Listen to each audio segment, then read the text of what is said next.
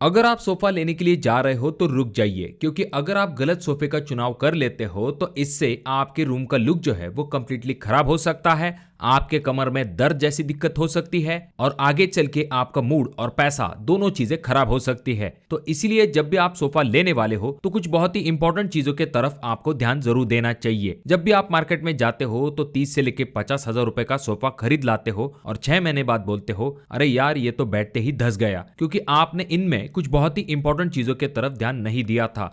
जैसे कि जब भी आप सोफा लेते हो तो उसकी फ्रेम कौन सी होनी चाहिए, उसके बाद में आपका जो सोफा होता है उसके अंदर जो फोम इस्तेमाल किया जाता है वो किस तरह का होना चाहिए। और बहुत बार ऐसा भी देखा जाता है कि बाकी सभी चीजें तो सही होती है पर जो सोफे का फैब्रिक होता है उसकी वजह से आपको बार बार क्लीनिंग की दिक्कत होती है, क्योंकि आप सिर्फ लुक देख के फैब्रिक को सिलेक्ट कर लेते हो पर आगे चल के जब मेंटेनेंस की बारी आती है तो ये सोफा आपके नाक में दम कर देता है। तो इसीलिए आज के वीडियो में हम कुछ ऐसे इंपॉर्टेंट पॉइंट देखने वाले हैं जिससे कि अगर आप शोरूम में सोफा लेने के लिए जाते हो तो आप अच्छे लुक के साथ अच्छे क्वालिटी का सोफा जो है वो बहुत ही आराम के साथ ले सकते हो। इसमें हम कुछ और भी इंपॉर्टेंट पॉइंट देखेंगे, जैसे कि वीडियो के एंड में कौन सा सोफा आपके छोटे लिविंग रूम के लिए सबसे बेस्ट हो सकता है, जहां पर छोटे बच्चे होते हैं या फिर पेट्स होते हैं तो वहां पर कौन सा फैब्रिक आपको इस्तेमाल करना है जिससे कि आपको क्लीनिंग की ज्यादा दिक्कत नहीं होगी, और कौन से ऐसे सोफाज होते हैं जिनको कि आपको बिल्कुल भी नहीं लेना चाहिए। अब दोस्तों वीडियो में शुरुआत करते हैं कि आपको कौन से टाइप का सोफा लेना चाहिए, यानी कि घर के हिसाब से आपको कौन से सोफा साइज के तरफ जाना चाहिए। तो देखिए दोस्तों, यहाँ पर सबसे पहला आ जाता है जो कि है 3 seater sofa plus 2 sofa chair, जिसमें कि 3+1+1 इस तरह का कॉम्बिनेशन होता है। मिड साइज के रूम के लिए ये सबसे सेफ माना जाता है,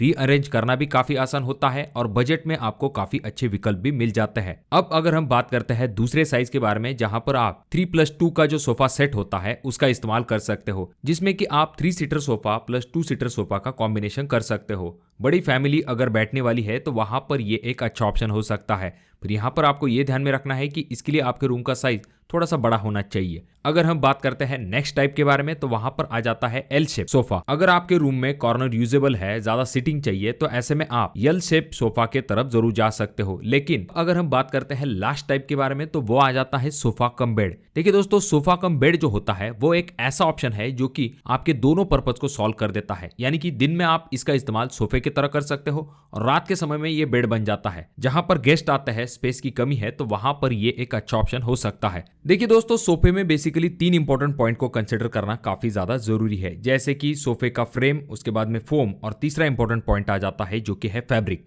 इनमें से सबसे पहला और सबसे इंपॉर्टेंट पॉइंट आ जाता है जो कि है सोफे का फ्रेम। आपका कुशन बदल जाएगा, फैब्रिक बदल जाएगा, पर फ्रेम अगर खराब हुआ तो आपका सोफा फेंकना पड़ेगा। तो इसीलिए जब भी आप फ्रेम लेने वाले हो तो उसके तरफ खास करके ध्यान दीजिए, क्योंकि वो चीजें बाहर से जल्दी दिखाई नहीं देती है। तो यहाँ पर सबसे पहली चीज आ जाती है, आपके लिए सबसे बेस्ट ऑप्शन हो सकता है जो कि है हार्डवुड वाला सोफा, जिसमें कि आप शीशम, मैंगो, टिक इस तरह के लकड़ियों का इस्तेमाल अपने सोफा फ्रेम के लिए कर सकते हो। ये काफी लॉन्ग लास्टिंग होते हैं, काफी क्लासिक लुक आपको देते हैं। भले ये शुरुआती वक्त में थोड़ा से महंगे लगते हैं पर लॉन्ग टर्म में इनका जो कॉस्ट है वो डेफिनेटली वसूल हो जाता है। उसके बाद अगर हम बात करते हैं नेक्स्ट ऑप्शन के बारे में तो वो आ जाता है प्लाईवुड। देखिए दोस्तों, हार्डवुड जो है वो डेफिनेटली मजबूत होते हैं पर कॉस्ट ज्यादा होता है। अगर आप थोड़ा सा कम कॉस्ट में जाना चाहते हो लेटेस्ट लुक के साथ, तो वहां पर आपके सामने प्लाईवुड का जो फ्रेम है वो एक अच्छा ऑप्शन हो सकता है।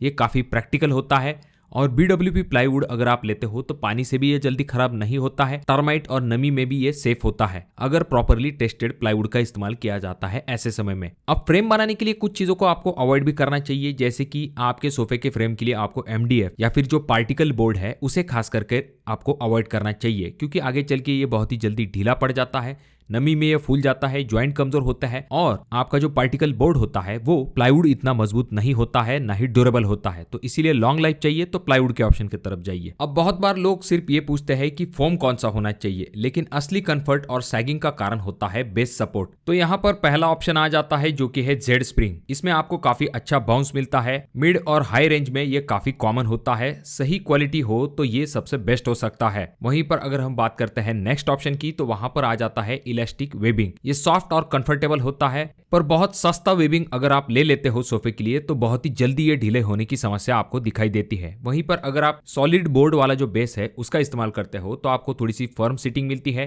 एल्डर या फिर जो बैक पेन वाले लोगों को ये हमेशा पसंद आता है। लेकिन यहाँ पर आपको फोम का जो सिलेक्शन है वो भी काफी इंपॉर्टेंट होता है, जिसके बारे में हम आगे देखने वाले हैं। देखिए दोस्तों, अगर बेस सॉफ्ट है तो आपका फोम की जो डेंसिटी है वो स्ट्रांग होनी चाहिए, वरना आपका सोफा जो है वो धंस जाएगा।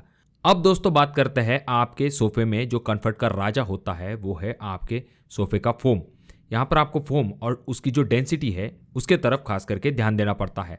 सबसे पहले अगर हम बात करते हैं फोम के टाइप्स के बारे में, देखिए दोस्तों फोम के बारे में ही बहुत सारे दुकानदार आपको घुमा देते हैं, तो इसीलिए आपको फोम के बारे में जानना काफ़ी ज़्यादा ज़रूरी होता है।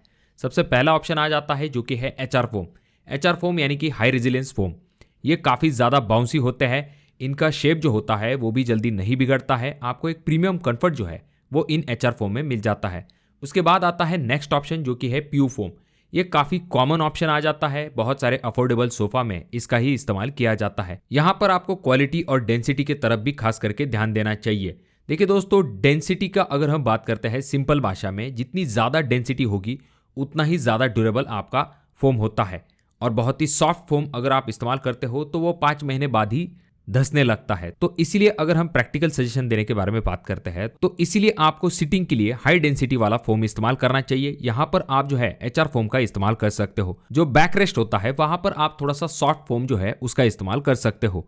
अगर घर में हेवी यूज है, डेली 3-4 घंटे तक सोफे का अगर इस्तेमाल होने वाला है, तो वहां पर आपको डेंसिटी और जो एचआर है उसके तरफ बिल्कुल भी कॉम्प्रोमाइज नहीं करना है। बहुत सॉफ्ट वाला सोफा अगर आप ले लेते हो तो वो शोरूम में ही अच्छा दिखता है, अगर आप घर जाकर इसका इस्तेमाल करते हो तो आपके कमर में ये दर्द कर देगा। तो इसीलिए आपको इस चीज के तरफ खास करके ध्यान देना है। अब आता है तीसरा इंपॉर्टेंट पॉइंट जो कि आपके सोफे का लुक और लाइफ डिसाइड करता है, वो है फैब्रिक सिलेक्शन। अब फैब्रिक सिलेक्ट करते समय आपको आपके लाइफस्टाइल के हिसाब से फैब्रिक को सिलेक्ट करना चाहिए। अगर आप गलत फैब्रिक ले लेते हो तो दाग धब्बे अगर इसके ऊपर गिर जाते हैं, बाल गिरते हैं, धूल होती है या फिर गंद जो है, ऐसी सभी चीजों को साफ करने में आपको काफी ज्यादा दिक्कत हो सकती है। तो फैब्रिक में आपके सामने सबसे पहला ऑप्शन आ जाता है जो कि है माइक्रोफाइबर। देखिए दोस्तों अगर आपके घर में बच्चे हैं या फिर पेट्स है तो यहाँ पर आपको माइक्रोफाइबर के ऑप्शन की तरफ जाना चाहिए। ये स्टेन रेजिस्टेंट होते हैं, उसके बाद में ये काफ़ी ज़्यादा ड्यूरेबल होते हैं, और ये जो माइक्रोफाइबर्स होते हैं इन्हें क्लीन करना भी आसान होता है। पालतू जानवरों के जो बाल होते हैं या फिर जो डस्ट होती है उसे ये अट्रैक्ट कर सकते हैं, लेकिन ये मैनेजेबल होता है। अगर हम बात करते हैं नेक्स्ट ऑप्शन के बारे में तो वो आ जाता है कॉटन ब्लेंड्स। देखिए दोस्तों अगर आपके यहाँ पर गर्मी ज्यादा रहती है तो आपको ब्रीदेबल फैब्रिक के ऑप्शन की तरफ जाना चाहिए, तो वहां पर आपके लिए कॉटन जैसा ऑप्शन बेस्ट हो सकता है। उसके बाद में आपको इसमें काफी ज्यादा नेचुरल फील मिलती है, पर यहाँ पर आपको रिंकल जो होते हैं या फिर जो स्टेन होते हैं उनके थोड़े से इश्यूज हो सकते हैं। अगर आपको ऐसा ऑप्शन चाहिए फैब्रिक में जो कि काफी लो मेंटेनेंस वाला हो तो पॉलिएस्टर आपके लिए बेस्ट ऑप्शन हो सकता है, क्योंकि ये इजी टू क्लीन होता है। उसके बाद में ये काफी अफोर्डेबल होता है, पर इसकी एक थोड़ी सी दिक्कत ये होती है कि ये बाकी फैब्रिक के कंपैरिजन में उतना प्रीमियम फील आपको नहीं देता है। अब अगर आपको चाहिए कि भाई मेरे को साफ सफाई से कोई दिक्कत नहीं है पर मुझे एकदम लग्जरियस लुक चाहिए, ऐसे में आप जो है वेलवेट के ऑप्शन की तरफ जा सकते हो। इसमें आपको रिच लुक मिलता है, लेकिन ये हाई मेंटेनेंस वाले होते हैं। इनके ऊपर जो हाथों के मार्क होते हैं वो भी जल्दी विजिबल होते हैं और डस्ट को भी ये अट्रैक्ट कर सकते हैं। ये जो वेलवेट फैब्रिक है इसमें अगर आप लाइट कलर ऑप्शन की तरफ जाते हो तब तो इसके ऊपर जो दाग धब्बे होते हैं वो तो काफी जल्दी विजिबल हो जाते हैं। अब अगर आपको चाहिए एक प्रीमियम लुक तो ऐसे में आप जो है लेदर या फिर लेदराइट के ऑप्शन की तरफ जा सकते हो। अगर आप जेन्युइन लेदर का इस्तेमाल करते हो तो ये आपके सोफे का एकदम प्रीमियम लुक देने का काम करेगा,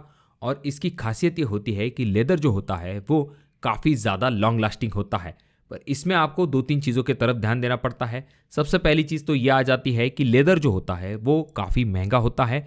उसके बाद में इसके ऊपर स्क्रैच आने का रिस्क काफ़ी ज़्यादा होता है, तो इस चीज़ की तरफ भी आपको ध्यान देना पड़ता है। अगर हम लेदराइट के बारे में बात करते हैं तो बजट फ्रेंडली लुक आपको ये मिल जाता है, पर इसमें गर्मियों में थोड़ा सा आपको स्टिकी फील मिलता है और कुछ सालों बाद इनमें आपको थोड़ी सी क्रैकिंग की भी दिक्कत दिखाई दे सकती है। तो यहाँ पर आपको फैब्रिक का एक स्मार्ट रूल ध्यान में रखना काफ़ी ज़्यादा ज़रूरी है। अगर आप लाइट कलर की तरफ जाते हो तो ये एलिगेंट दिखेगा, पर मेंटेनेंस आपको थोड़ा सा ज़्यादा होगा। अगर आप थोड़ा सा डार्क टेक्सचर इस ऑप्शन की तरफ जाते हो तो वहां पर आपको स्टेन जो है वो कंपेरेटिव कम दिखाई देता है। अब दोस्तों ऐसा एक इंपॉर्टेंट पॉइंट आ जाता है जो कि आजकल सोफे में काफी ज्यादा ट्रेंड में है, और वो है सोफे के लेग के डिजाइन। ये सिर्फ स्टाइल नहीं है बल्कि यहाँ पर आपको प्रैक्टिकलिटी की तरफ भी ध्यान देना पड़ता है।